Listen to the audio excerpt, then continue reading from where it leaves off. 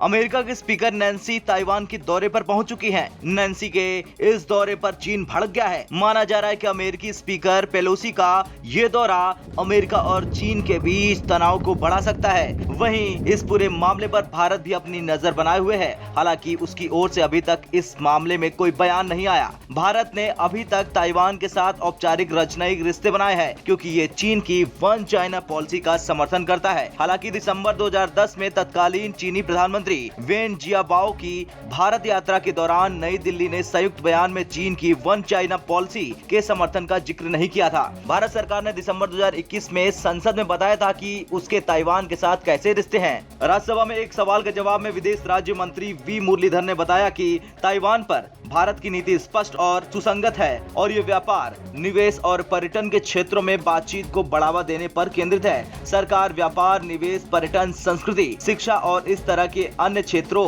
और लोगों के संबंध के क्षेत्रों में बातचीत को बढ़ावा देती है। लेकिन क्या ताइवान के साथ नजदीकी बढ़ा रहा है भारत? तो इसका जवाब ये है कि 2014 में प्रधानमंत्री नरेंद्र मोदी सत्ता में आए। उन्होंने अपने शपथ ग्रहण में तिब्बती प्रशासन के अध्यक्ष लोपसोंग सांगे के साथ ताइवान के राजदूत चुंग क्वांग टीएन को अपने शपथ ग्रहण में आमंत्रित किया। वन चाइना पॉलिसी का पालन करते हुए भारत ने राजनयिक कार्यों के लिए ताइपे में एक ऑफिस भी बनाया है। यहाँ वरिष्ठ राजनयिक भारतीय ताइपे एसोसिएशन यानी ITA का नेतृत्व करता है। ताइवान का नई दिल्ली में ताइपे आर्थिक और सांस्कृतिक केंद्र भी है। इसकी स्थापना 1995 में हुई थी। भारत और ताइवान के संबंध वाणिज्यिक, सांस्कृतिक और शिक्षा पर केंद्रित है। 2020 में गलवान में हुए विवाद के बाद भारत ने विदेश मंत्रालय में तत्कालीन संयुक्त सचिव अमेरिका गौरांग लाल दास को ताइवान में राजनयिक नियुक्त किया। मई 2020 में बीजेपी ने अपने 2 सांसदों मीनाक्षी लेखी और राहुल कस्वान को ताइवान की राष्ट्रपति साई इन वेंग के शपथ ग्रहण में वर्चुअली शामिल होने के लिए कहा। इससे पहले ताइवान के विदेश मंत्री जोसेफ वू ने भारत के साथ संबंधों को नई धार देते हुए कहा था,